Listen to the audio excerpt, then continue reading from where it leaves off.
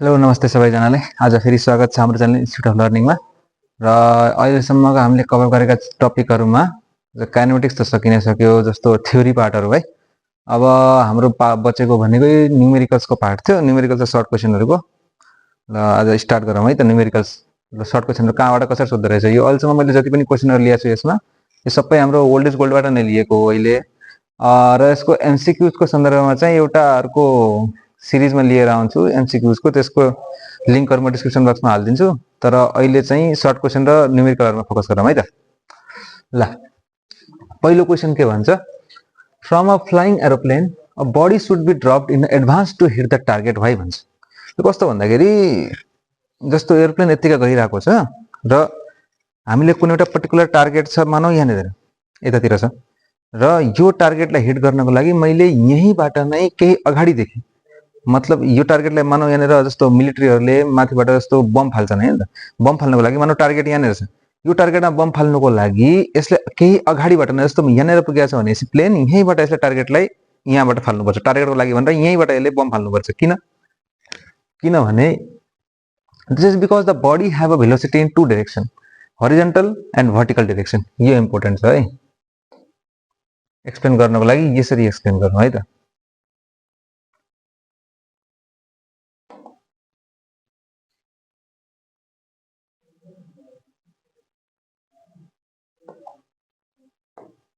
यसरी यो हरिजन्टल र vertical. Due to horizontal velocity as time increases the distance travel in horizontal direction increases which is called horizontal range. यो कसरी भन्दाखेरि यता हेरौँ है त। यस्तो इक्जाम्पलको लागि, एकछिनको लागि एउटा प्लेन भनौँ है त। डायग्राममा धेरै कमेन्ट नगर्नु, यस्तो यो डायग्राम है त। मानौ यो टार्गेट यतातिर छ, यहाँनिर टार्गेट मानौ टी छ। यो टीमा टार्गेटमा यदि मैले बम फाल्नु पर्यो भनेपछि मैले केही यहाँनिर अगाडिबाटदेखि नै मैले यता यहीँनिरबाट बम खसाल्न थाल्नुपर्छ। किनभने यहाँबाट जो बम खसिरहेको छ नि, यसलाई तल ल्याउने ताकत कुन, तल ल्याउने जुन फोर्स छ त्यो भनेको एमजी हो। र एमजीलाई एकछिनको लागि एमलाई एकछिन छोडिदिउँ, तल आउने कुन एक्सेलरेसन ल्याइरहेको छ त, एक्सेलरेसन ड्यू टु ग्राभिटीले गर्दाखेरि एक्सेलरेसन ड्यू टु ग्राभिटीले तलतिर तान्दैछ। यो भनेको भर्टिकल डिरेक्सनमा। तर हरिजन्टल डिरेक्सनमा यहाँ हेर त, यहाँनिरबाट एउटा पार्टिकल यसरी प्रोजेक्ट गरे जस्तो भएन त। यहाँबाट मानौ यो मैले अलिकति यता देखाइदिएँ, यहाँ गिजिङ मिजिङ हुन लाग्यो। यहाँबाट यदि कुनै एउटा टार्गेट यसरी खस्यो भनेपछि, बम खस्यो भनेपछि योसँग दुईटा भेलोसिटी छ। एउटा हरिजन्टल डिरेक्सनमा मानौ भीएक्स छ, यो नेट जेनरेट भएको भी भएको, र एउटा भर्टिकल डिरेक्सनमा भीवाई छ। भीवाईलाई यो बढाउने भनेको ग्राभिटी छ, एक्सेलरेसन टु ग्राभिटी, एक्सेलरेसन भइरहेको छ डाउनवर्डतिर। तर हरिजन्टल डिरेक्सनमा हेर त, त्यसलाई घटाउने पनि कोही छैन, बढाउने पनि कोही छैन।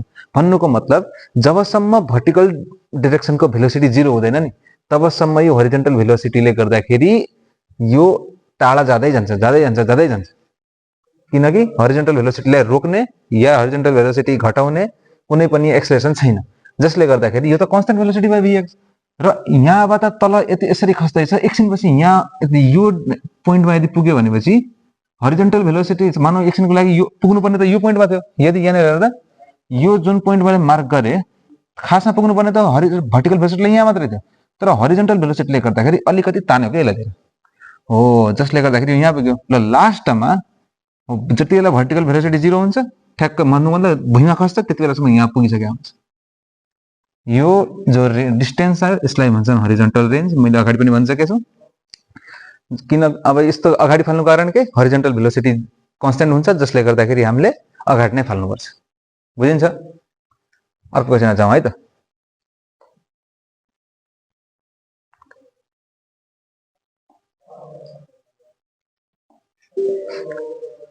ल, अर्को क्वेसनले के भन्छ, is it possible to get a body accelerated even if it is moving with a uniform acceleration भन्छ। सरी यो एक्सेलरेसन नहुनु पर्ने है, युनिफर्म भेलोसिटी हुनुपर्ने, युनिफर्म भेलोसिटी, है sir. Is it possible to get a body accelerated even it is moving with a uniform velocity भन्छ, या uniform motion भन्छ, जे भन्छ पोसिबल छ र। यदि भेलोसिटी भेलोसिटी युनिफर्म हुँदै पनि भेलोसिटी भन्दा नि या स्पिड भन्दा अलि बेटर होला, या म्याग्निट्युड र भेलोसिटी भन्दा बेटर होला। स्पिड भन या स्पिड, भेलोसिटी किन भनेन भनेर अहिले भन्छु है त। युनिफर्म स्पिडले गइरहेको कुनै बडी एक्सेलरेट भइरहेको छ तर पनि स्पिड चेन्ज नभएको यस्तो पोसिबल छ भनेर सोध्छ। यस छ। कहाँनिर छ? सबै केसमा त्यो पोसिबल छैन, तर यो सर्कुलर मोसनको केसमा चाहिँ यो पोसिबल छ। It is in the possible in the case of circular motion. Circular मोसनमा कसरी भन्छौ भन्दाखेरि यति स्क्रिनशट लिएर म भन्छु अहिले, लियो है त।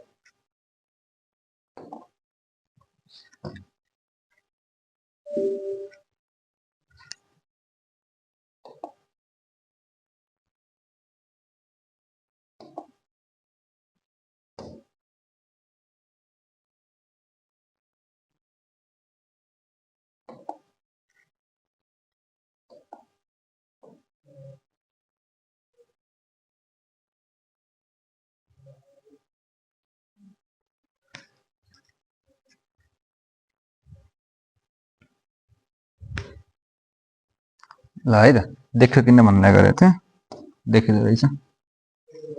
ल यो एउटा सर्कुलर, मानव एउटा सर्कुलर मोसनको पाथ। यो पाथमा यहाँनिरको भेलोसिटी, यहाँनिरको यो स्पिडको डाइरेक्सन यतातिर छ। मानव 5 मिटर पर सेकेन्डले योमा रिभल्भ भइरहेको छ, 5 मिटर पर सेकेन्ड। यहाँनिर भइरहेको छ 5 मिटर पर सेकेन्ड, यहाँनिर पनि भइरहेको छ 5 मिटर पर सेकेन्ड। यो यति लिनु है एक्जाम्पल, म भन्छु के भन्छ। राम्रोसँग हेर त, सबै केसमा कन्स्टेन्ट स्पिड छ, स्पिड चेन्ज भइरहेको छैन। यहाँ पनि 5 छ, यहाँ पनि 5 छ, यहाँ पनि 5 छ, तर यहाँ डिफरेन्स, तर यहाँ अझै पनि एक्सेलरेसन भइरहेको छ। कसरी भइरहेको छ? किनभने भेलोसिटीमा म्याग्निट्युड पनि हुन्छ, डाइरेक्सन पनि हुन्छ। हामी सुरुदेखि पढ्दै आइरहेको, यहाँ म्याग्निट्युड त कन्स्टेन्ट छ ओके, तर डाइरेक्सन चाहिँ कन्स्टेन्ट छैन नि। यो कन्डिसनमा हेर त, लास्ट यो पोइन्टमा मानव यसलाई मैले ए, यसलाई बी र यसलाई सी पोइन्ट मैले मानिदिएपछि ए पोइन्टमा हेर यतातिर गयो, बी पोइन्टमा अलि माथि ठिक्क माथितिर गइरहेको छ, सी पोइन्टमा यस्तो छड्केतिर गयो, यस्तोतिर। हरेक इन्चमा हर एक पोइन्टमा तिम्रो यो भेलोसिटीको डाइरेक्सन चेन्ज भइरहेको छ, जसले गर्दाखेरि एक्सेलरेसन प्रोड्युस भएको छ। त्यसैले मैले अघि नै त्यहाँ त्यो गल्तीले भेलोसिटी लेखेर काटेर फेरि स्पिड लेख्नुको कारणै यही हो। भेलोसिटी चेन्ज भइरहेछ डाइरेक्सनले गर्दाखेरि, तर स्पिड चेन्ज भइरहेको छैन। सर्कुलर मोसनमा एक्सेलरेसन नै 3-4 टाइपको छन् क्या। टेन्जेन्सियल एक्सेलरेसन पनि छ, सेन्ट्रिपिटल एक्सेलरेसन छ, अरू पनि छन्। यो भन्दा पछि हामी सर्कुलर मोसनमा गएर इन डेप्थ गएर पढ्नेछौँ। अहिले चाहिँ यति बुझिराख, सर्कुलर मोसनको केसमा स्पिड चेन्ज नहुँदा हुँदै पनि त्यहाँ एक्सेलरेसन भइरहेको हुन्छ। कसरी? डाइरेक्सन चेन्ज भइरहेछ, डाइरेक्सन चेन्ज भएको कारणले गर्दाखेरि भेलोसिटी चेन्ज भइरहेछ, र भेलोसिटी चेन्ज हुने बित्तिकै एक्सेलरेसन आइहाल्यो। ठिक छ? ल है त, अर्को क्वेसनमा जाउँ।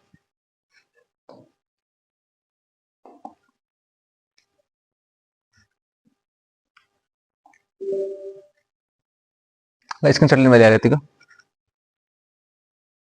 ल है त, अर्को क्वेसनमा जाउँ।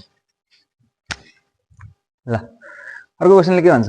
A ball is dropped gently from the top of the tower and another ball is thrown horizontally at the same time. Which will hit the ground first? Which will hit the ground first? कस्तो भन्यो क्वेसनले?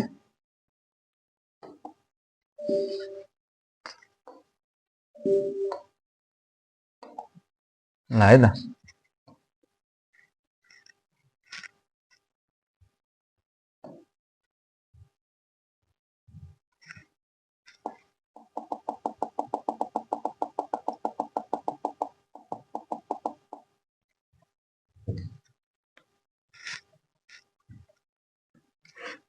ल हेर है त, यस्तो भन्यो। यो एउटा टप अफ द टावर छ, यहाँबाट एउटा ड्रप गर्यो यताकै एउटा स्टोन, र यहाँबाट हरिजन्टली एउटा यसरी एउटा स्टोन फ्याँकिदियो जसमा एउटा भेलोसिटी छ vx, भेलोसिटी इन एक्स डाइरेक्सनमा यसको भेलोसिटी छ। अब क्वेसनले के भन्छ? इन दुईटा बल मध्ये दुवैको भेलोसिटी सेम छ। यो एक्स भन्दा नजिकैमा vx इक्वल टु v नै हो, र म v नै लेखिदिन्छु भन्दै राम्रो। ल हरिजन्टल गइरहेको छ, हरिजन्टली गइरहेको छ, v भेलोसिटीले यता र v भेलोसिटीले ड्रप गर्नुको भन्नुको मतलब त्यहाँ पनि यो स्पिड छोडेको छ। एउटा बललाई हरिजन्टली यसरी फालिदियो विथ भेलोसिटी v ले, तर इनिसियली यहाँ भेलोसिटी v इक्वल टु 0 छ है त। यही हो क्वेसनले भनेको, velocity initially v equal to मतलब यिनी ड्रप गर्नु भनेको के इनिसियल भेलोसिटी 0 र अर्को चाहिँ हरिजन्टली यति फालिदिएको। अब इन दुईटा मध्ये कुन चाहिँ छिटो भुइँमा खस्ला भन्छ। राम्रोसँग हेर है। अब भर्टिकल भेलोसिटी इनिसियली राम्रोसँग हेर त, इनिसियल भर्टिकल भेलोसिटी यो ड्रप गरेको केसमा भने 0 छ। यो ड्रपलाई डी मानिदिए, यसलाई थ्रो भनेपछि मैले टी मानिदिएँ है त। टी केसमा हेर त भर्टिकल भेलोसिटी इनिसियली कति छ? 0, किनकि हरिजन्टली यसरी फ्याँको छ, त्यससँग त भर्टिकल कुनै भेलोसिटी नै छैन। र यो केसमा के छ? यो केसमा डी केसमा पनि horizontal velocity vertical velocity initially 0 छ। यिनीहरू दुवैलाई तान्ने फोर्स कुन? mg, या दुवैमा लाग्ने एक्सेलरेसन कति? g। यसमा पनि लागिरहेको छ g। यदि दुवै केसमा भर्टिकल भेलोसिटी 0 छ इनिसियली र दुवैलाई तल ल्याउने जो फोर्स छ, एउटै फोर्स लागिरहेको छ, एउटै एक्सेलरेसन लागिरहेको छ भनेपछि तिनीहरू दुवै खस्ने तल टाइम पनि त एउटै होला त, होइन र? यहाँ कुनै अर्को कुनै एक्सेलरेसन नै लागिरहेको छैन, हरिजन्टली ठिक छ, हरिजन्टली गयो। यदि यहाँ कसैले सोध्थ्यो भने रेन्ज कसको बढी हुन्थ्यो भने चाहिँ अब्भियसली टी केसको बढी हुन्थ्यो। किन? हरिजन्टल भेलोसिटी छ, रेन्ज त्यसैको बढी हुने हो, यसको त खालि सिधै सिधै तल खस्ने हो। तर मलाई यहाँ टाइमिङको कुरा सोधिरहेको छ। एउटा टाइमिङ र यसले ट्राभल गरेको भर्टिकल डिस्टेन्स दुवै केसमा बराबर हुने हो। कन्फ्युजन त केही छैन जस्तो लाग्छ, म फेरि भनिदिन्छु है त। यो दुवै केसमा बराबर टाइमिङले सँगै तल खस्छन्। किनभने दुवैको इनिसियल भर्टिकल भेलोसिटी 0 छ, दुवैलाई तल ल्याउने एक्सेलरेसन सेम छ, जसले गर्दाखेरि दुवै एउटै टाइममा तल खस्छन् है। अब यहाँ एयर रेजिस्टेन्सलाई पनि नेगलेक्ट गरेर हिँडिरहेको छ अहिलेसम्म। काहीँ दियो भनेपछि अनि लास्टमा गएर भन्ला है त। अगाडि बढाउँ अब।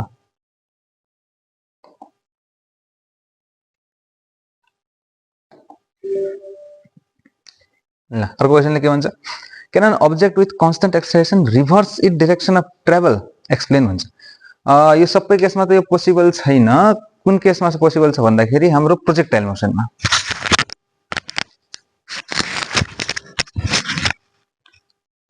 प्रोजेक्टाइल मोसनको केसमा मात्रै यो पोसिबल छ। अब कसरी भन्छौ?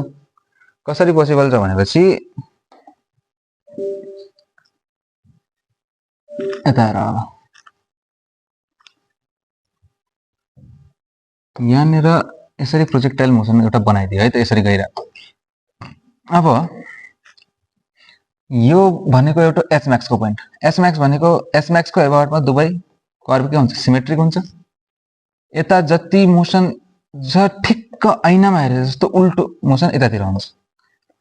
यहाँबाट इनिसियल भेलोसिटी माथि भर्टिकल डिरेक्सनमा छ। हरिजन्टल त हरेक ठाउँमा छ, त्यसमा कुरा छैन। मैले भर्टिकलको मात्रै कुरा गरिरहेको छु है त।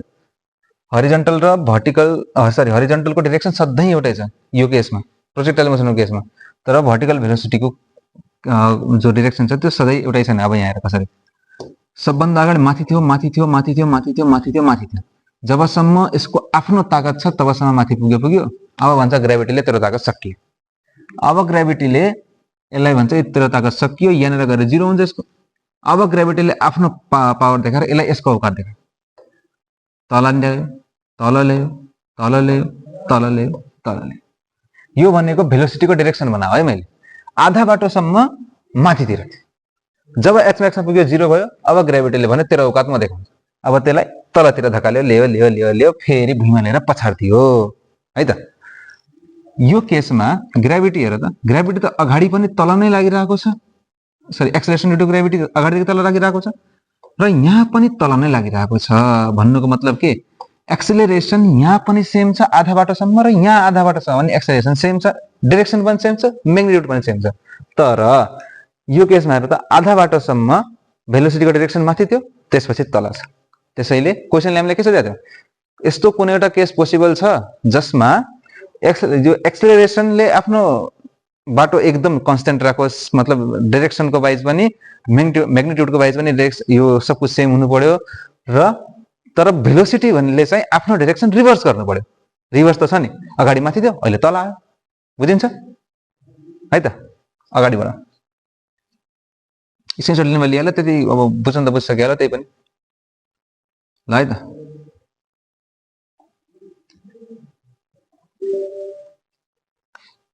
ल स्क्रिनसट लिने भएसकन लिया ल। अलिकति वर्डमा हल्का मिलाएर लेखेको छु, त्यही पनि ग्रामेटिकल एरर छ भने चाहिँ आफू मिलाएर लेख्नु है त। ल अगाडि बढ।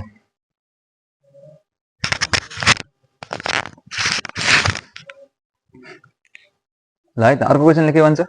if two body of different masses drop from a tower, then which one will comes faster on ground, neglecting air resistance? दुईटै यहाँ सुन, दुईटै डिफरेन्ट, दुईटाको बडीको मास डिफरेन्ट छ, डिफरेन्ट मास अफ द बडीलाई पनि सेम टाइमिङमा सेम हाइटबाट यसरी हामीले ड्रप गर्यो भने कुन चाहिँ छिटो तल होला भन्छ। अब यार तिमीहरूलाई मैले सुरुमा गराउँदाको मैले टाइम पिरियडको इक्वेसन लेखा थिएँ, याद छ नि त? टाइम पिरियडको इक्वेसनमा के थियो यहाँ हेर त? टाइम पिरियडको equation t equal to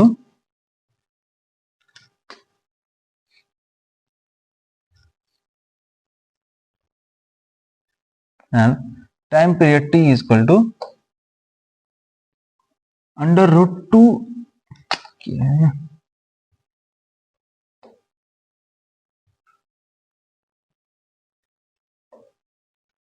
under root 2h/g थियो हैन त?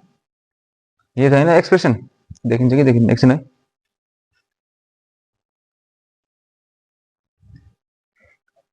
ल देखिदो रहेछ, t equal to under root 2h/g छ। अब यहाँनिर त मासको त कुनै रिलेसन छैन योसँग। टाइम अफ फ्लाइट कुरा त यहाँ आउला छ नि, को छिटो खस्ला भन्दा, को छिटो खस्ला भन्नुको मतलब के? टाइम कसलाई कम लाग्ला। अब टाइम पिरियडको इक्वेसनमा मासको कुनै रिलेसनै छैन भनेपछि त्यहाँ मास जतिसुकै होस् के फरक परेर के भनिन्छ? Since the time of flight of ball is in this condition is independent of mass, time of flight को जो इक्वेसन छ त्यो चाहिँ मास सँग इन्डिपेन्डेन्ट छ, both will come at same time। यसमा त के भन्नु पर्ने छ, कुनै यो भन्दा बढी त के भन्नुपर्ने कारण सरी यो वर्ड चाहिँ छैन। अब के भन्ने यसमा यति लेख्दै पुग्छ एक्जाममा। त टाइम पिरियड को इक्वेसन देखाइदिनु, t equal to under root 2h/g, since the time of flight of ball in this condition is independent of mass, so both will come at same time। ठीक छ, अर्को क्वेसनमा जाम। A ball is thrown with a velocity v at an angle alpha with the horizontal. Can another angle of projection achieve the same horizontal range? यो चीज पनि मैले अगाडि भनिसकेँ यहाँ। यदि कुनै पनि मतलब दुईवटा बलहरू सेम भेलोसिटीले एंगल अफ प्रोजेक्सन डिफरेन्ट राखेर यदि हामीले फ्याँक्छौँ भनेपछि तिनीहरू दुईटाको होरिजोन्टल रेन्ज सेम हुने कन्डिसन के हो? त्यो दुईटै एंगल अफ प्रोजेक्सनलाई जोडेर यदि 90 डिग्री हुन्छ भने त्यति बेला मात्र हामी भन्न सक्छौं कि दुवैको होरिजोन्टल रेन्ज सेम छ। मैले प्रुफ पनि गरेर देखाइदिएको थिएँ। Yes, it is possible if by adding the angle of projection for both projectile will be 90 or a complementary angle जे भन्छ। दुईटै एंगल अफ प्रोजेक्सनलाई यदि जोड्दाखेरि 90 डिग्री आउँछ भने हामी भन्न सक्छौं कि दुवैको होरिजोन्टल रेन्ज सेम हुन्छ। यो कुरालाई मैले प्रुफ पनि गरेर देखाइसकेँ थिएँ अगाडि, पुरानो लेक्चरहरु भएर हेर्नु है त। ल स्क्रिनशट ले ल यसको।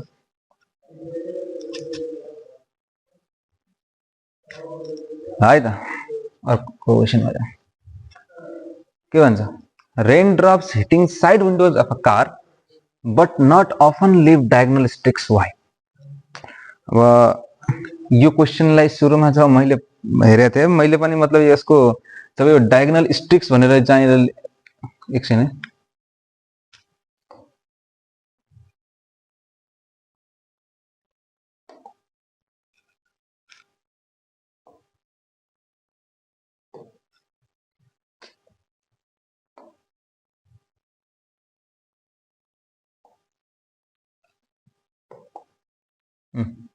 यो डायगोनल स्ट्रिक्स यही हो सबको यो नबुझिने वाला जस्तो के।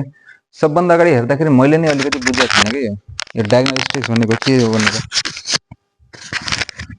ले टिचरलाई पनि सोधे, उनले पनि अब एन्सर त यति भनिदिनु भयो, सम बुझाइदिनु भयो, त्यही पनि डायगोनल स्ट्रिक्सको मिनिङ अलि बुझेको थिएन के। अब यो डायगोनल स्ट्रिक्स भन्नुको मतलब कस्तो भन्दाखेरि यहाँ डायगोनल स्ट्रिक्स जो छ जस्तो मानौ अहिलेको लागि यो एउटा ल्याम्बोर्गिनी भयो है त। अब मोडल हेरेर कोही गाल्छ नदिनु है। ल ल्याम्बोर्गिनी मानौ, ल सान्तिनो कार किन मान्नु। ल डायगोनल स्ट्रिक्स भनेको कुन?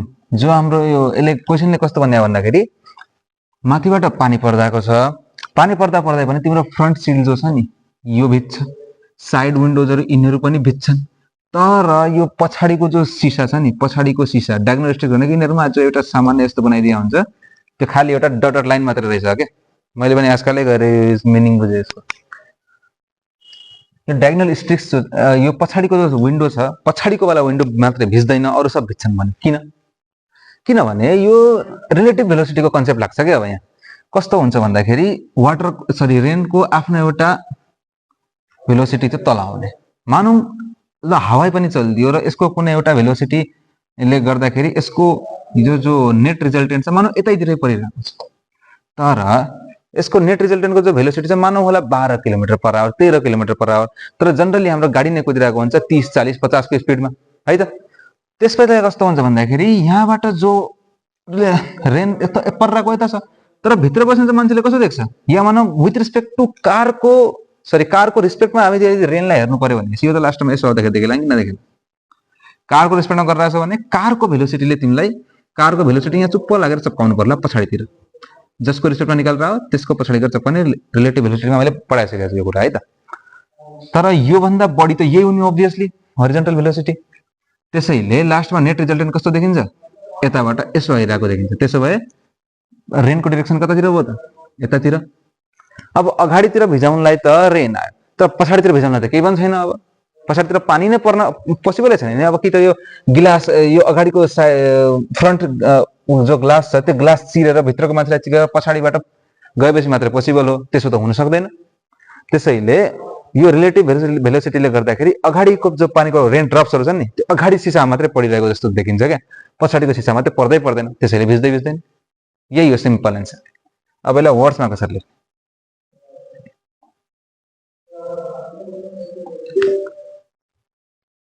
words ma this is because the relative velocity of rain with respect to car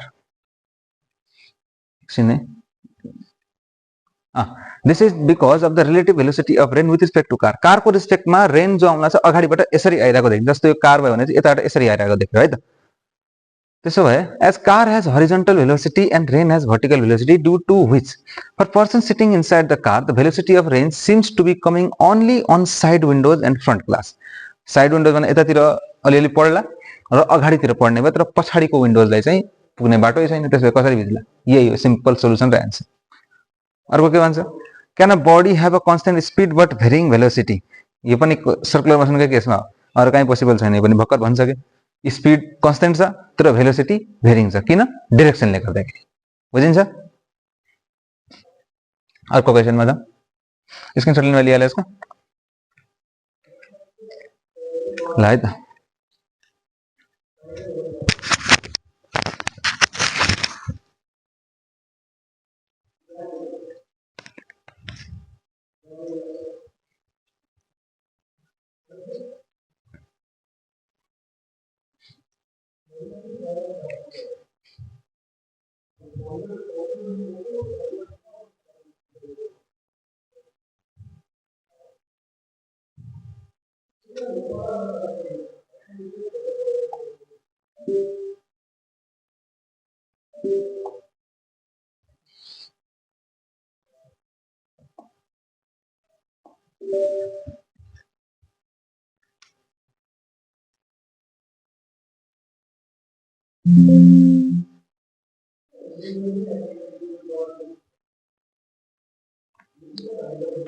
ल अर्को क्वेशन हाम्रो फिफ्थ स्लाइडमा जाउँ है त के भन्छ A projectile moves in a parabolic path without a resistance. Is there any point at which the acceleration is perpendicular to the velocity भन्छ है त यस्तो कुनै एउटा पोइन्ट भन्न जसमा एक्सेलरेसन र भेलोसिटी यो जो एक्सेलरेसन र भेलोसिटी एक आपसमा परपेन्डिकुलर होस् भन्छ अब त्यो यस्तो हरिजन्टल भेलोसिटी जो छ हाम्रो कुनै पनि प्रोजेक्टाइल मोसनमा गएपछि हामीसँग दुई भेलोसिटी हुने भयो एउटा हरिजन्टल डाइरेक्सनमा अर्को भर्टिकल डाइरेक्सनमा भर्टिकल डाइरेक्सनमा एक्सेलरेसन छ तर हरिजन्टल भेलोसिटी पनि त छ हरिजन्टल भेलोसिटी र भर्टिकल भेलोसिटी सधैं एक आपसमा परपेन्डिकुलर नै हुने तर कुरो आयो भर्टिकल भेलोसिटीको भर्टिकल भेलोसिटी त सधैं त हुनेवाला छैन कि त प्यारलल हुने हो एउटा डाइरेक्सनमा तल आएको हाफ मोसन पछि कि त एन्टी प्यारलल हुने हो या भनौं उल्टो डाइरेक्सनमा हुने हो माथि लागेकोतिर त्यो भनेको एच म्याक्स पुग्नु भन्दा अगाडिसम्म त्यसो भए एच म्याक्स नेर के हुन्छ भर्टिकल भेलोसिटी 0 भइहाल्छ र हरिजन्टल भेलोसिटी मात्र यतिकै बच्छ तर भर्टिकल भेलोसिटी अझै पनि तलबाट यसरी लागिरहेको छ यो अलि टुप्पो मानेर हुन भन्नु हरिजन्टल भेलोसिटी यसरी छ भर्टिकल भेलोसिटी यसरी तलतिर छ के तलतिर यो डिरेक्सनमा यसो छ भने परपेन्डिकुलर चाहिँ यस्तो देखियो। त्यसो भए एच म्याक्स मात्रै एउटा यस्तो पोइन्ट हो जहाँ गएर यो भर्टिकल भेलोसिटी र यो हाम्रो एक्सेलरेसन गएर परपेन्डिकुलर हुने हो। हुन त हरेक केसमा हरिजन्टल भेलोसिटी र यो एक्सेलरेसन ड्यू टु ग्रेभिटी जो छ यो परपेन्डिकुलर नै हुन्छ, तर हामीले भेलोसिटी मात्रै सोधेको छ। भेलोसिटी भनेको दुईटै हुनु पर्यो, दुईटैको परपेन्डिकुलर हुने यस्तो कुनै पनि केस छैन। तर एच म्याक्समा गएर त्यो भेलोसिटी 0 हुने भएकोले भर्टिकल भेलोसिटी 0 हुने भएकोले हरिजन्टल भेलोसिटी मात्रै बच्यो, जसले गर्दाखेरि हामी भन्न सक्छौँ कि नेट भेलोसिटी जो छ एक्सेलरेसन ड्यू टु ग्रेभिटीसँग परपेन्डिकुलर भयो। बुझिन्छ? वर्ड्समा कसरी लेख्ने यसलाई? Since the acceleration in projectile motion without air resistance is always perpendicular to the horizontal component of velocity,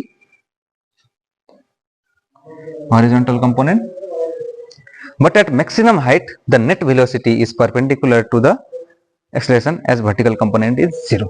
भक्कर भन्छ के एच म्याक्समा गएर भर्टिकल भेलोसिटी को जो कम्पोनेन्ट छ त्यो 0 हुने हो, जसले गर्दाखेरि त्यहाँ नेट भेलोसिटी एक्सेलरेसनसँग परपेन्डिकुलर हुन पायो भनेर हामी भन्न पाउँछौँ। सजिलो छ, बुझिन्छ हैन त? स्क्रिनशट लिएर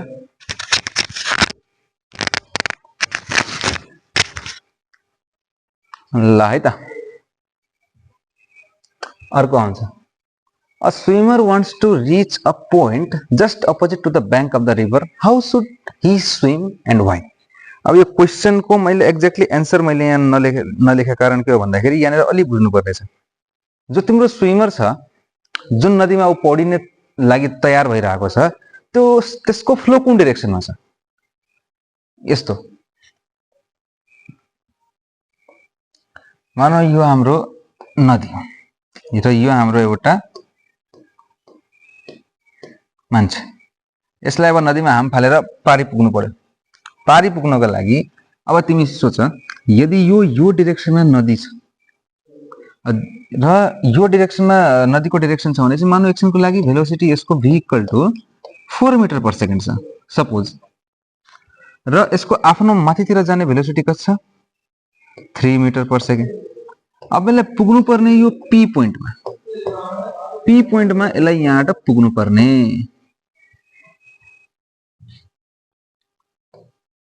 p पोइन्टमा यसलाई पुग्नु पर्ने। तर अब यदि यो ठिक्क सामुन्नेबाट यसले पौडिन सुरु गरिदियो भने चाहिँ कहाँ पुग्ला त? यो 4 मिटर पर सेकेन्डले यतातिर गइरहेको छ। सपोज यो पोइन्टमा पुग्यो भने यतातिर पुग्ला कहाँ? मानौ यो पोइन्ट क्यू मा यतातिर पुग्यो, पुग्नु पर्ने p मा तर पुग्दियो क्यू मा। त्यसो भए यसलाई के गर्नु पर्ला? यसले यहाँबाट केही यतैबाट पनि यसले आफै तै पौडिन सुरु गर्नुपर्ने, यतातिरबाट भनेपछि कता? लेफ्टपट्टिबाट,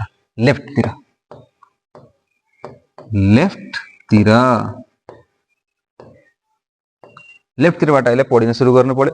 किन? ताकि 4 मिटर पर सेकेन्डले जो भेलोसिटी हरिजन्टली गइरहेको छ यसले तानेर ठिक्क यसलाई p मा पुगाइदियो। नत्र म सिधै जान्छु र 4 मिटर पर सेकेन्डलाई चिर्दै जान्छु भनेपछि पनि बडी फोर्स लगाउनु पर्यो, सकिन्न। त्यस्तो नदी जस्तो सकिन्न, मान्छे यो नाथे। त्यसैले यसलाई यताबाट यो डाइरेक्सनमा ट्राभल गर्न पौडी खेल्नु पर्यो, जसले गर्दाखेरि लास्टमा p मा पुगोस्। अब यो त भयो राइट डाइरेक्सनमा यसको भेलोसिटीको फ्लो भएको बेला। तर यदि लेफ्टमा छ भने यसको एउटा एन्सर मात्रै लेख्न मिल्दैन के। टिचरहरूले पनि भनिदिनुहुन्छ कि यसरी हुन्छ, अलिकति एंगलको यता एंगल मिलाएर त्यसले अर्को डाइरेक्सनबाट पौडिन सुरु गर्नु पर्यो भनेर भनिदिनुहुन्छ। तर यहाँनिर त्यो एउटा एन्सर मात्रै अधुरो एन्सर मानिन्छ के। किनकि त्यो राइट त्यो दायाँतिर त्यसको फ्लो छ कि बायाँतिर फ्लो छ के थाहा? क्ल्यारिफाई त भएन नि अझै पनि, जसले गर्दाखेरि कन्फ्युजन हुन्छ।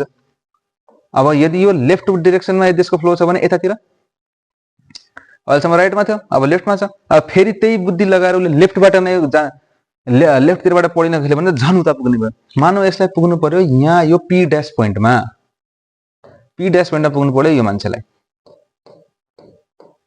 अब यो मान्छेले यहाँ पुग्नु पर्यो, अब यसले यतैबाट यसरी फेरि लेफ्टतिर पौडिन सुरु गर्यो भने कहाँ पुग्ला त?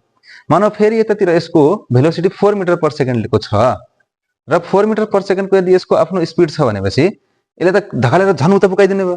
त्यसो भए यसले राइटतिर अलिकति यताबाट यसले पौडी खेल्न सुरु गर्नु पर्ला, जसले गर्दाखेरि 4 मिटर पर सेकेन्डको हरिजन्टल स्पिड छ नि लास्टमा नेट गएर p ड्यासमा पुगोस् भनेर।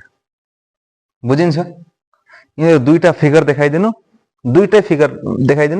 र तलमा लेख्दिनु the swimmer in this condition swimmer must have to swim from towards the left and यो कन्डिसनमा swimmer must have to travel towards right, किनकि भेलोसिटी यतातिर छ। अब यही मात्र चप्काउँछ इक्जाममा भनेपछि अधुरो एन्सर मानिन्छ, यो अधुरो एन्सर पुरै भएन, कतातिर नदीको फ्लो छ। अब कोही भन्ला फेरि सर कि माथि तल पनि नदीको फ्लो भयो भने त्यो मिरर वर्ल्डमा नजाऊ, फेरि त्यहाँ जानु पुग्दैन, यति कि त लेफ्टमा हुने हो कि त राइटमा हुने हो, अरू त पोसिबिलिटी छैन। कोही फेरि नर्थ वेस्ट नर्थ इस्ट भन्ला त्यो पनि पोसिबल छैन। अब पोसिबल त छ किन नदीतिर गइरहेको, तर हामी सिम्पल जनरल केस लिइरहेका छौँ है त। ल यसरी देखाइदिनु, लास्टमा मिलाएर लेखिदिनु कि यतातिर लेफ्टतिरबाट उसले पौडी खेल्नु पर्ला, उतातिरबाट चाहिँ राइटतिर उसले पौडी खेल्नु पर्ला, स्विम गर्नु पर्ला है त।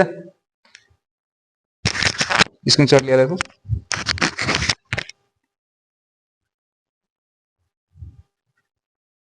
ल है त।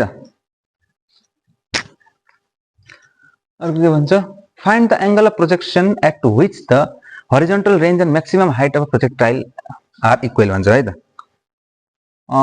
हरिजोन्टल केस प्रोजेक्टाइल मोसनमा हाम्रो हरिजोन्टल रेंज निकाल्ने फर्मुला कुन थियो, u square sin 2 theta by g, र हाम्रो हरिजोन्टल भइसक्यो। अब हरिजोन्टल रेंज को फर्मुला यो भइसक्यो। अर्को के निकाल्नु भने मैक्सिमम हाइट को फर्मुला, यो भनेको u square sin square theta by g, sorry 2g।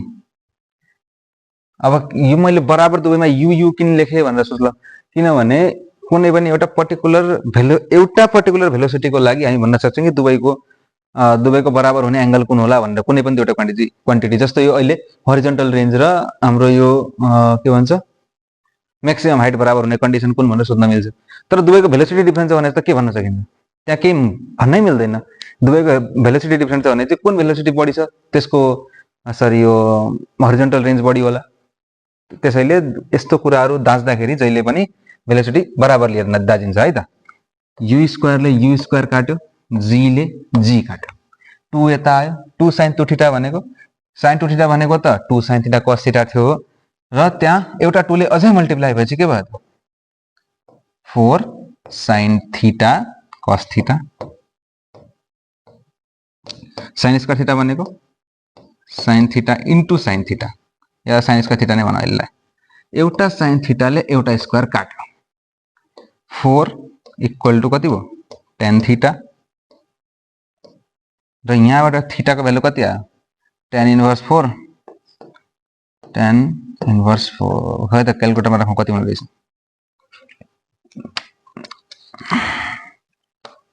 Calculator राख्न लागि सिम्पल शिफ्ट थिच्ने, त्यसपछि 10 जो लेखेको छ 10 मा थिच्नु, त्यसमा जुन यो भ्यालु आइरहेको छ त्यो भ्यालु राख्दिनु है त।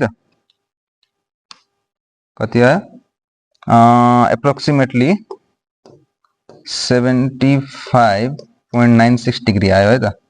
अब कुनै अब बुकहरुमा यदि एक्युरेसी प्रेसिजन जाने प्रेसाइज भ्यालु चाहियो भने चाहिँ अझै यो 75 लाई 76 नै बनाइदिँदा पनि खासै फरक त पर्दैन, तर 2 डिजिट सम्म आउला छ भने यतिकै लेखिदिँदा ठिक छ। हुन त लामै आइरा छ, त्यही पनि इन दुईटा यति एन्सर ठिक छ एप्रोक्सिमेट भ्यालु है त। ल स्क्रिनशट लिनु मैले यसको ल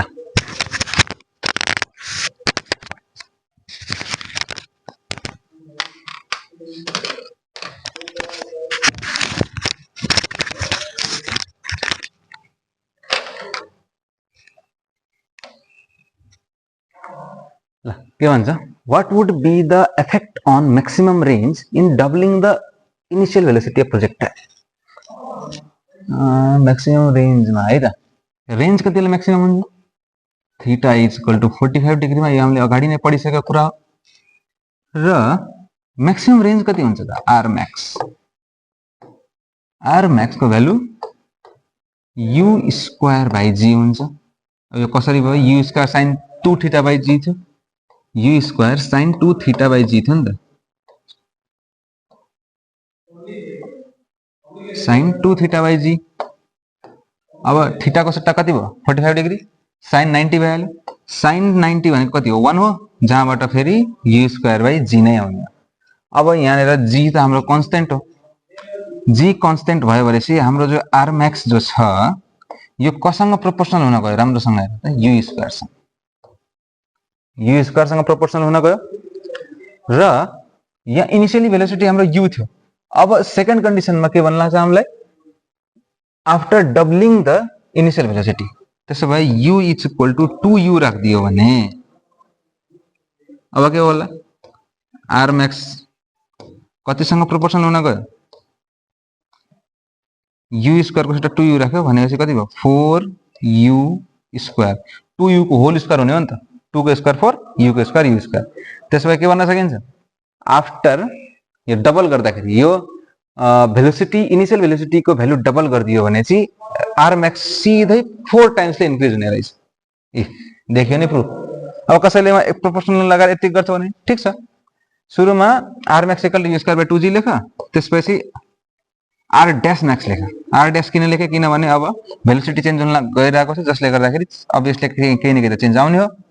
त्यसो भए यो यु स्क्वायर भनेपछि 2u को होल स्क्वायर बाइ g, यो कति भयो 4u स्क्वायर बाइ g। अब दुवैको ratio लिदियो, are max by R dash max, R max upon are dash max कति हुन्छ,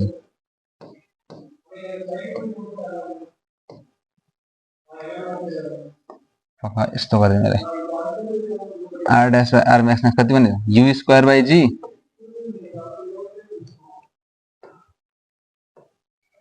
you square by g upon मा यसरी छ 4 you square by g, g ले g काट्यो, यु स्क्वायर ले यु स्क्वायर, पखायो अलि सानो भयो यसमा,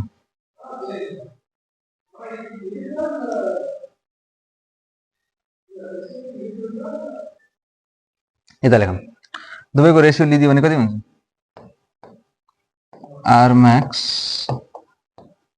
बाइ आर डैश मैक्स, यो भनेको u square by g upon 4u square by g, g ले g काट्यो, यु स्क्वायर ले यु स्क्वायर काट्यो, त्यसो अब आउनेको आर मैक्स कति भयो त, यता लैजाऊ यसलाई 4 आर मैक्स, यसले यो तलको 4 हेर त, तलको 4 यहाँ गएर मल्टिप्लाई हुने, जसले यो 4 लाई सिधै यता लाग्यो अब,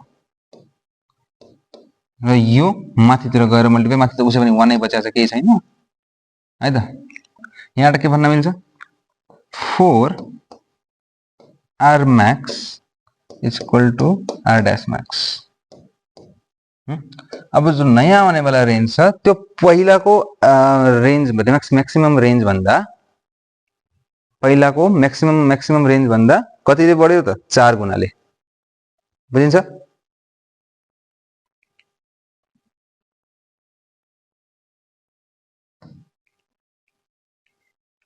ल यही हो यसको, कसरी लेख्ने, after doubling the initial velocity the new R max will be 4 times of initial R max है त। अर्को क्वेशनमा जाउँ, a projectile fired at an angle of 18 degree has certain horizontal range, okay, state another angle of projection for the same horizontal range। के भन्छ, एउटा ढुङ्गालाई projectile मोसनमा जस्तो throw गरियो, जसमा त्यसको एंगल कति थियो, theta is equal to 18 degree थियो। अब मलाई यस्तो एंगल अफ प्रोजेक्सन चाहियो जसमा चाहिँ दुवैको हरिजन्टल रेंज बराबर हो। अब मनमनै त क्याल्कुलेसन गरेर सबैले थाहा पाइसक्यो होला कि हरिजन्टल रेंज बराबर हुने कन्डिसन कुन हो, दुवैले जोडेर 90 डिग्री हुनु पर्यो, त्यसपछि 90 बाट 18 घटाउनु पर्यो 72 डिग्री। तर त्यतिकै लेखेर त भएन, 2 नम्बरको क्वेशनमा अलिकति हामीले यमा न्युमेरिकल जस्तो गरेर देखाउनु पनि पर्यो स्टेपमा। अब क्रम चाहिँ स्टार्ट कहाँबाट गर्ने ल है त। हरिजन्टल रेंज को आर को भ्यालु के थियो, sorry formula u square sine 2 theta by g. ल एकछिनको लागि मानिदिउँ जो जो नयाँ एंगल छ त्यो नयाँ एंगल चाहिँ अल्फा हो अरे है त। त्यसो भए यो जो तिम्रो u square sine 2 theta by g जो भ्यालु छ यो कसँग बराबर हुनु पर्यो, यु स्क्वायर साइन 2 अल्फा सँग। एंगल बराबर हुनु पर्यो कि परेन, जी सँग। जी ले जी काट्यो, यु स्क्वायर ले यु स्क्वायर काट्यो, थीटा को भ्यालु कति छ 18, त्यसो भए साइन 36 मा लेख्न पाउँछु। र अर्को भ्यालु छ साइन 2 अल्फा, साइन 2 अल्फा। अब यहाँ हेर त, sin 2 अल्फा यदि म कास्ट रुलमा गएर एकचोटि हेरौँ है त। कास्ट रुलमा यहाँ CAST, यहाँ अल पोजिटिभ, यहाँ साइन पोजिटिभ। साइनको एउटा भ्यालु यसकोसँग बराबर हुने कन्डिसन कुन हो त? दुईटा एंगलहरु बराबर हुने कन्डिसन भनेको एउटा मानौ मैले यो थीटा, मानौ यो एंगल थीटा छ र यति नै एंगल यतातिर मैले कुन एंगलमा इन दुईटा एंगल बराबर हो भन्न खोज्छु। एउटा त थीटामा, अर्को यो पुरै हेर त, यहाँदेखि यहाँसम्म 180 हो। यो पुरै एंगल भनेपछि कति होला? 180 माइनस थीटा, 180 माइनस थीटा। त्यसैमा के भन्न पाउँछु कि त 2 अल्फा इज इक्वल टू 36 हुने हो एउटा कन्डिसन यो, कि त आफैसँग जो पनि बराबर हुन्छ 1 इक्वल टू 1 2 इक्वल टू 2 भने जस्तै। अर्को कति बेला बराबर हुने? 2 alpha is equal to 180 minus 36 सँग बराबर हुने। अब यहाँनिर कन्फ्युजन हुन सक्छ है त, यो कसरी भयो हेर। भक्कर भने कि कास्ट रुलमा हेर त, एउटा एंगल थीटा मैले यहाँबाट एज्युम गरे त यो एंगल र अर्को यो एंगलमा मानौ एउटा कुनै भ्यालु आइरहेको छ, यो मानौ एउटा भेलोसिटी कुनै छ v cos theta, sorry v sin theta, यो भर्टिकलमा कुनै एउटा एंगल छ v sin थीटा, एउटा क्वान्टिटी भयो v sin थीटा। यो v sin थीटा अर्कोसँग बराबर हुनुको कन्डिसन के? यो अर्को मानौ त्यही भेलोसिटीको अर्को भेक्टरसँग बराबर कति बेला हुने हो? sin थीटा को केसमा, म cos को केसमा गइन, cos को मा त 45 डिग्रीमा हुने सबैलाई थाहा छ, तर sin को केसमा कति बेला बराबर हुन्छ? एउटा त v sin थीटा मा बराबर हुने नै भयो, v sin theta equal v sin theta गरेर sin थीटा बराबर हुने भयो। अर्को कुन केसमा बराबर हुने भयो त? sin 180 minus theta. यो किन भएको? किनभने sin 180 माइनस थीटा कति हुन्छ? sin theta. त्यसैले इन दुईटा केस मात्रै भन्न पाए यो केसमा। अब कि त यहाँबाट अल्फा को भ्यालु कति आयो? 18, त्यो त अगाडिदेखि 18 छदैछ, हामीले अगाडिदेखि थाहा छदैछ। यो केसमा कति आउने भयो त? 2 अल्फा इक्वल टु कति भयो? 144।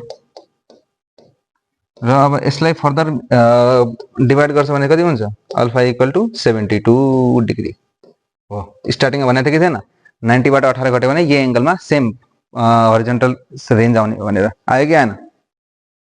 ल स्क्रिनशट लिया ल। सोध्नु पर्ने त्यस्तो त खासै त केही लाग्दैन, त्यही नै कमेन्टमा सोध्नु, मैले दुईचोटी भनि त हाले। कन्फ्युजन त कहीँनिर पनि आउने न। अब त्यो 180 माइनस थीटासँग चाहिँ कसरी बराबर भयो भनेर कन्फ्युजन आउला। त्यो किन आयो भन्दाखेरि sin 180 minus theta equal to sin theta हुन्छ र अर्को sin को एंगल आफैसँग त हरेक चीज बराबर हुने नै भयो। अब sin 30 इक्वल टु sin 30 भन्नमा त बराबर हुने दुईटा, तर sin 30 इक्वल टु sin 150 पनि हुन्छ। नपत्ते क्याल्कुलेटरमै गरेर हेरिहाल है त। स्क्रिनशट लिहाल यसको ल। अब कतिको दिमागमा लाग्यो होला कि 18 चपकाउने कि 72। अब क्वेसनले के भनेको छ? एनदर एंगल, त्यसै 72 चपकाउनु पर्यो। क्लियर? ल मेटा आयो त।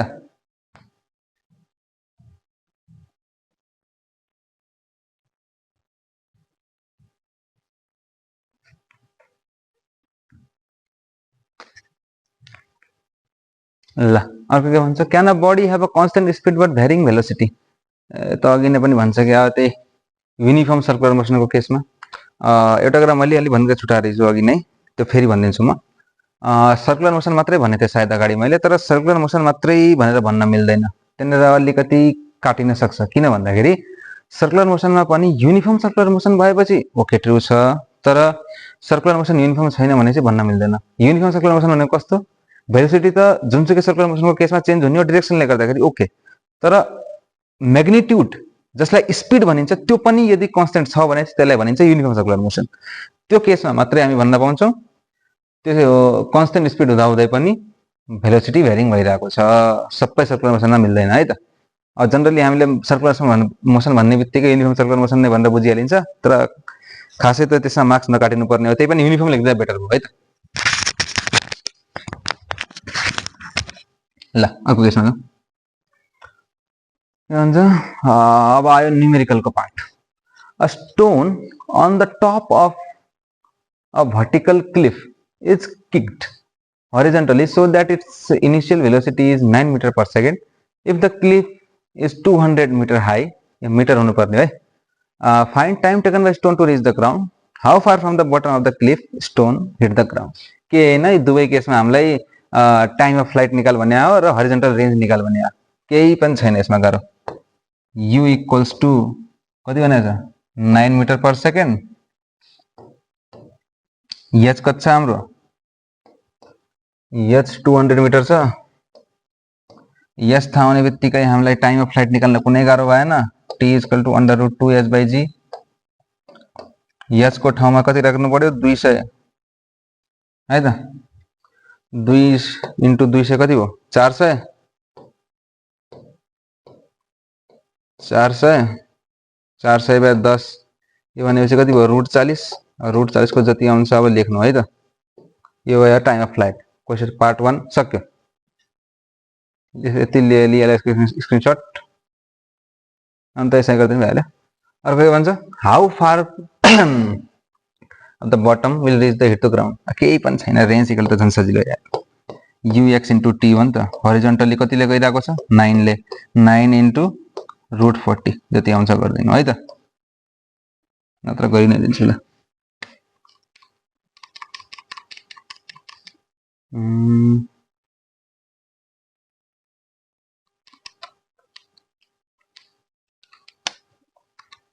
कति आयो 6.32 समथिङ सेकेन्ड आइरहेछ है त।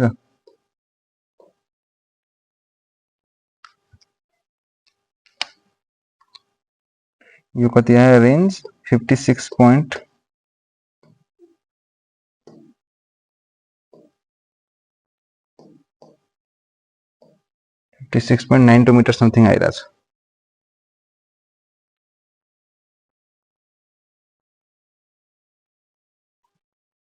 ल यति आइरहेछ। अर्को क्वेसनमा जाउँ है त। के भन्छ यसमा गरौँ। के भन्छ a swimmer speed along the river is 20 km/h and up stream is 8 km/h। के भन्छ calculate the velocity of the stream and the swimmer possible speed in still water भन्छ। स्टिल वाटर भने कस्तो भन्दाखेरि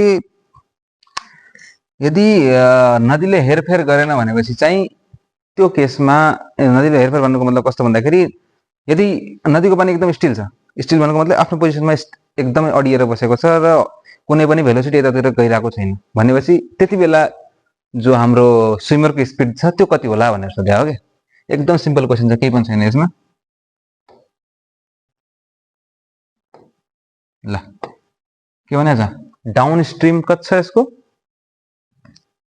डाउन स्ट्रिम छ 20। Down stream भनेको के नदीको डिरेक्सनतिर बहनु। अहिलेको लागि मैले मानिन्छु राइट वार्डतिर फ्लो भइरहेको छ है त। भनेपछि यतातिर कति भयो 20 यतातिर कति भयो 8। त्यसो भए अब यसलाई अलिकति इक्वेसन बनाएर हल्का सानो इक्वेसन बनाएर सल्भ गर्नुपर्छ है त। यतिकै त त्यो हुँदैन। यो भनेको डाउन स्ट्रिम भनेको यदि मैले स्विमरको स्पिड जो छ स्विमरको स्पिड भेलोसिटी अफ स्विमर भनेर s लेखिदिए र भेलोसिटी अफ रिभर भनेर r लेखिदिए। vs + vr भनेपछि दुवैको स्पिड जोडेर कति छ 20। डाउन स्ट्रिम भनेको यही त हो।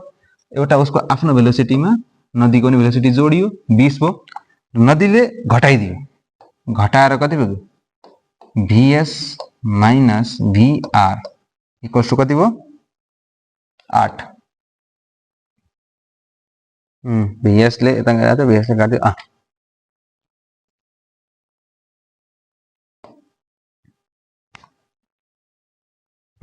यो केसमा अब कसरी दुवैले जोड दियो भने कति हुन्छ आर काटिल्न छ vr vr। त्यसो भए 28 vs को भ्यालु कति आयो त vs को भ्यालु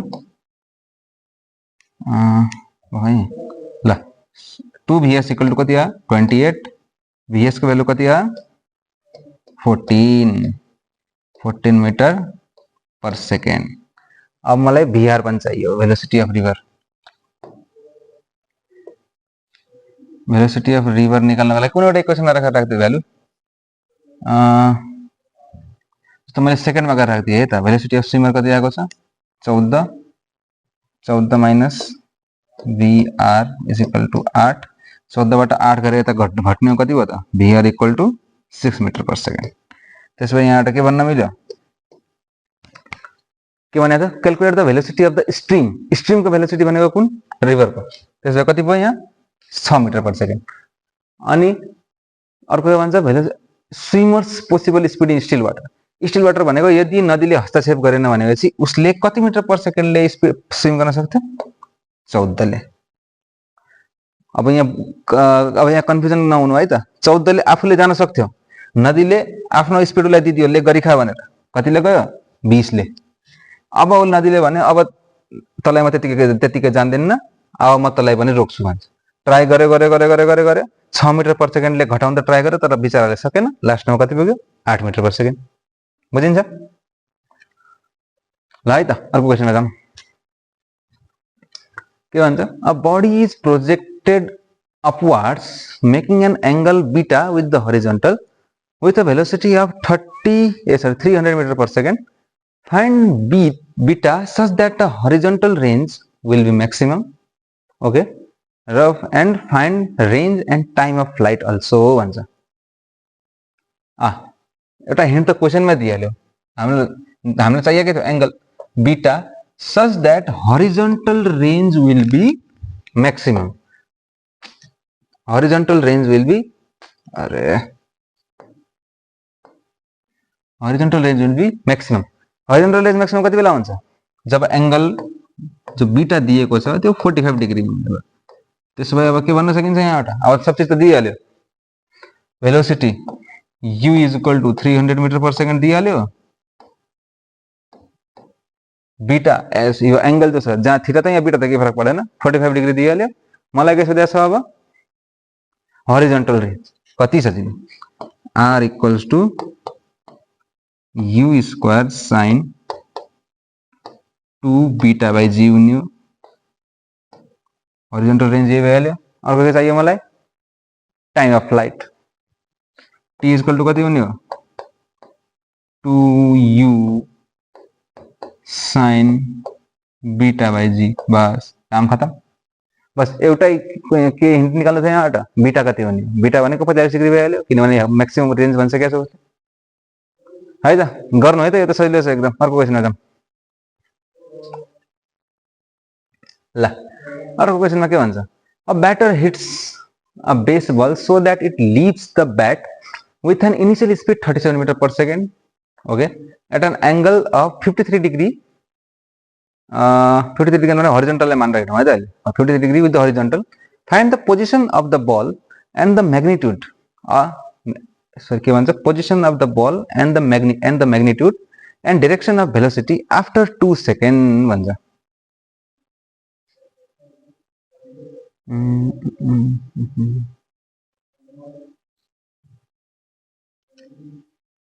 ल केही पनि छैन गाह्रो। तिमीलाई थीटा कतिको भ्यालु कति दिएको छ? 53 डिग्री र u कति दिएको छ? 37 मिटर पर सेकेन्ड।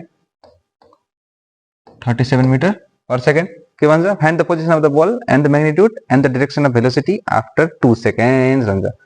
यदि अब यहाँ मलाई पोजिसन सोधिरहेको छ, पोजिसन भनेको के? डिस्प्लेसमेन्टको केस। डिस्प्लेसमेन्ट हरिजन्टली कति गयो र भर्टिकल कति गयो, यो त हामीलाई निकाल्नु पर्ने। अरु त केही छैन निकाल्नु पर्ने। हरिजन्टल भर्टिकलको कुरा गर्यो भने चाहिँ के हुन्छ? यस इक्वल टु इनिशियली कति लेखा? ut plus half eighty square. ut plus half eighty square यो हो एउटा इक्वेसन। अनि अर्को के भन्छ? हामीलाई निकाल्नु पर्ने डाइरेक्सन सरी पोजिसन भनेपछि एउटा y डाइरेक्सनमा ये भएला मैले y मान दिन्छु र x डाइरेक्सनमा के भयो? x equal to ux into t हुने भयो। ux into t। अब कतिलाई देख्दाखेरि त्यो रेन्जको जस्तो लाग्ला। रेन्ज भनेको नै के हो यार? हरिजन्टल डिस्टेन्स त हो। तर त्यहाँ के भन्थ्यो? टाइम अफ फ्लाइट मैले भनिदिए भएपछि त्यो रेन्ज हुन्थ्यो। तर टाइम अफ फ्लाइट भनेर त यहाँ काहीँ पनि तोकेर भनेको छैन। 2 सेकेन्ड पछि कति बेला मात्रै भन्यो? सिम्पल राख्दै भ्यालु केही पनि छैन। अब यहाँ भनेको u sin थीटा t आउने हो, uy हुने हो यो सबै। ay uy बुझ्यो? uy इन्टु t प्लस यो ल यो भ्यालु कति छ? 37 sin 53। sin 53 को भ्यालु कति हुन्छ? 4/5 हुने हो। 37 इन्टु 4/5 इन्टु 2 t को भ्यालु कति छ? 2 र यहाँ हाफ इन्टु 10 इन्टु कति हुने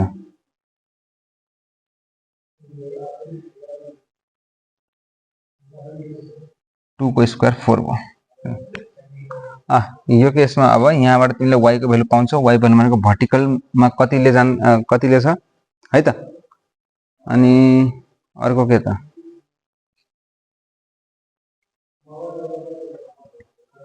अर्को हाम्रो x डाइरेक्सनमा u cos theta into t 4/5 भनेपछि यो पनि 37 इन्टु यो भनेको हाम्रो 3/5 भयो 53 को केसमा र 2 भनेको यो 2 भयो हिसाब गरेर लेख्नु है जति आउँछ योको पोजिसन भयो at t equal to 2 second it is at the coordinate it is at the position x, y भनेर यतिकै लेखिदिनु x, y को भ्यालु जति आउँछ यहाँमा जति आउँछ त्यसको भ्यालु कमा गरेर यसरी ब्र्याकेटमा लेखिदिनु है त यो भयो अर्को के भनेको थियो हामीलाई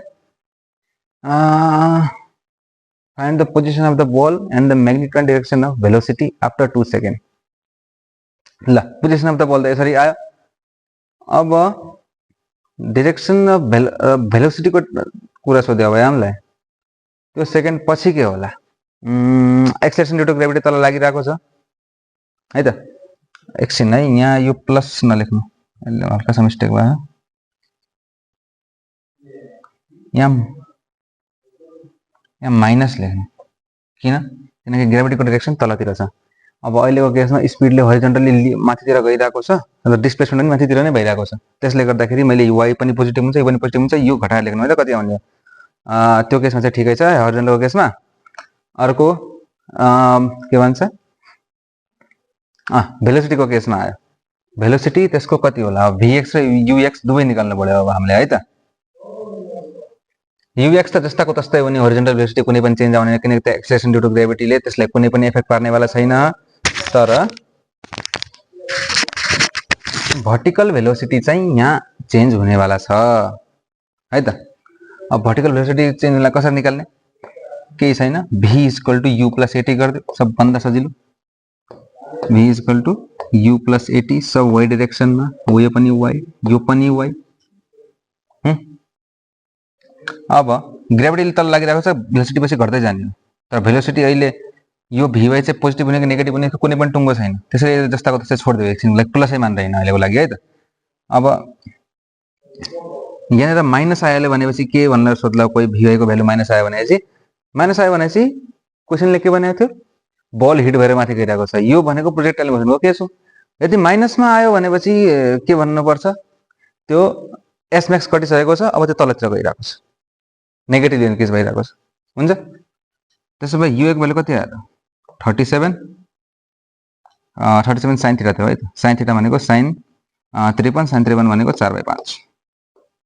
4/5 माइनस एक्सेसन तलतिर लागिरहेको छ 10 इन्टु 2 हुन्छ यहाँबाट जति आउँछ त्यति भनिदिनु कि यतातिर छ यदि नेगेटिभ यसको भ्यालु माइनसमा आयो भने चाहिँ गोइङ डाउनवर्ड्स भनिदिनु पोजिटिभमा आयो भने अपवर्ड भनिदिनु सकिएको नि केही छैन यसमा गएर बुझिन्छ ल है त अर्को क्वेसन हेरौँ के भन्छ a baseball is thrown towards a player with an initial velocity 20 metre per second अब यसलाई ठुलैमा गरौँ है त यहाँ ठाउँ छैन अब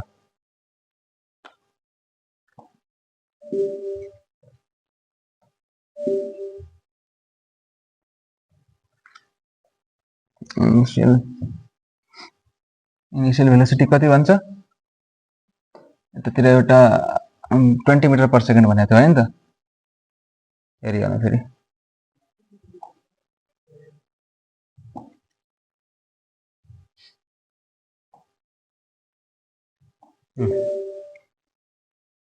के भनेको छ baseball is thrown towards a player with an initial velocity 20 metre per second 45 degree ल नोट गरिहालौँ उतातिर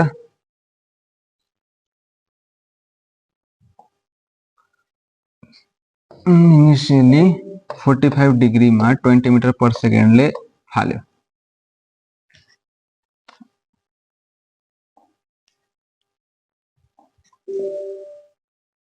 ट्वेंटी मीटर पर सेकेन्डले 45 डिग्रीमा फाल्यो के भन्छ at the moment the ball is thrown the player is 50 meter apart okay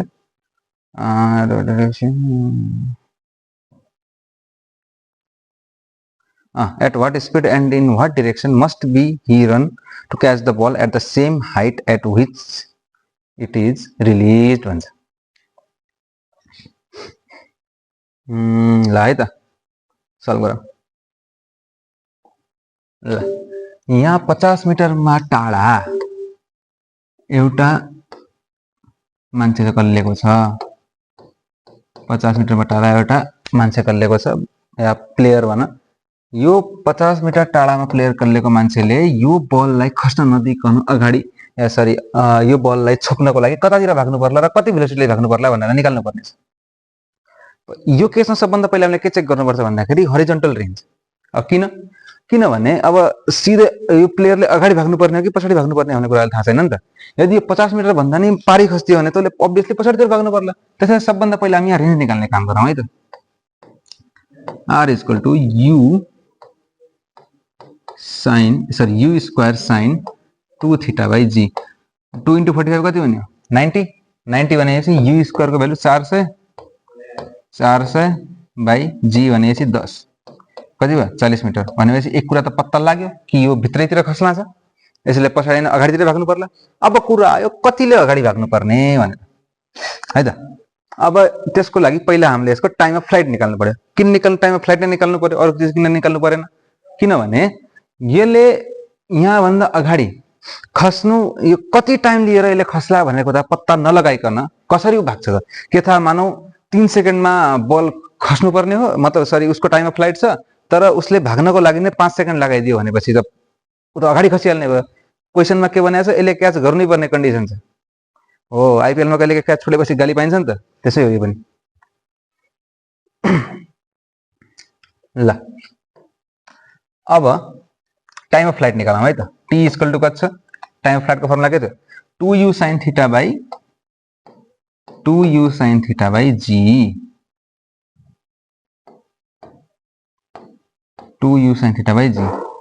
u sin theta भनेको 20 into 1/√2 20 into अब यहाँ 2 पनि छँदैछ 2 into 1/√2 by 10 नै भइहाल्यो।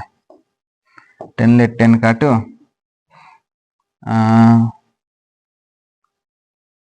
यो √2 खै क्याल्कुलेटरमा हाल्नु पर्यो त।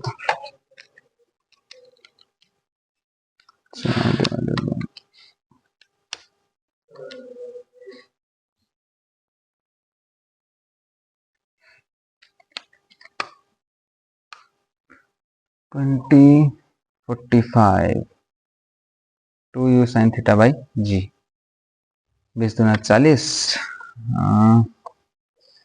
4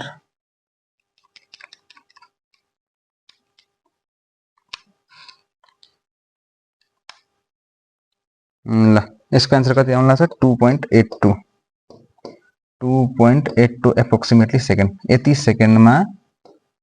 सेकेन्ड लाग्छ होला टाइम अफ फ्लाइटमा। अब कि त यो भन्दा अगाडि नै गएर बसिराख्नु पर्यो, अब अगाडि कति बेलासम्म जाने भनेर त्यो त हामीलाई यहाँ निकाल्न गाह्रो भइहाल्छ। त्यसैले हामी ठ्याक्क यही टाइममा अहिले पनि यहाँ पुग्नु पर्यो भनेर हामीले यहाँ अज्युम गरेर हिँड्छौँ है त। ल अब यो के भन्छ, टी को भ्यालु त आइहाल्यो, त्यसै यसको लागि टाइम यति नै भयो। अब कति भेलोसिटीले भाग्नु पर्ला भन्छ। अब 40 मिटर त यसको रेन्जै हो भनेपछि लास्ट अप्सन कतिखेर बच्यो त 40 मिटरमा गएर छोप्नु पर्ने। 50 मिटर अगाडिदेखि छ, अब यसले कतिले भाग्नु पर्यो त 50 - 40 कति भयो 10। त्यसो भए 40 मिटर त यहाँसम्म यसको रेन्ज चाहिँ अलरेडी 10 मिटरले टाढा छ भनेपछि अब यो प्लेयरले 10 मिटर अगाडि भाग्नु पर्यो। त्यसो भए यसको लागि डिस्प्लेसमेन्टको भ्यालु कति भयो त 10 मिटर। बुझिन्छ नि, देख्न लाग्यो कि पक्कै?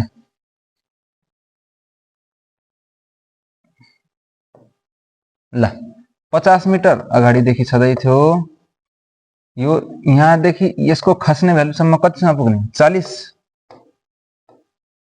अब कति भाग्नु पर्यो यसले 10 मिटर एक्स्ट्रा भाग्नु पर्यो बल छोप्नको लागि।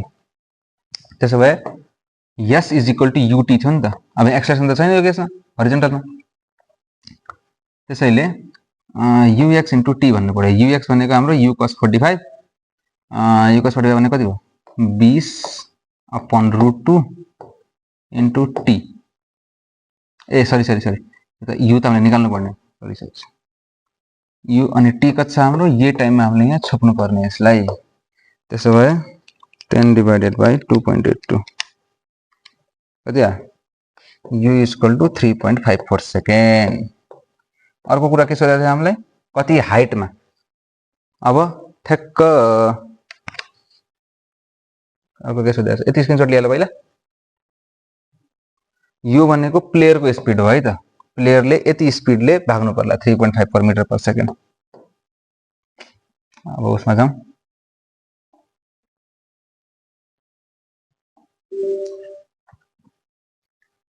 ल अर्को के सोधेको छ यसको आन्सर कति आयो त u is equal to 3.5 meter sorry 54 भनौँ ल 3.54 मिटर पर सेकेन्डको स्पिडले टुवार्ड्स दि थ्रोवर भाग्नु पर्ला यानी पछाडि भागेर त काम छैन किनकि अगाडि खसिरहेको छ टुवार्ड्स थ्रोवर यो त सोध्या अरू त के छ र सोध्या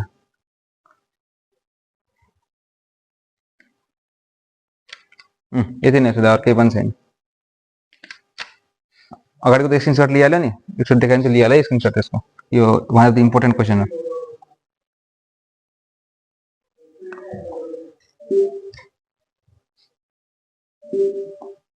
ल स्क्रिनसट लिइहाल्यो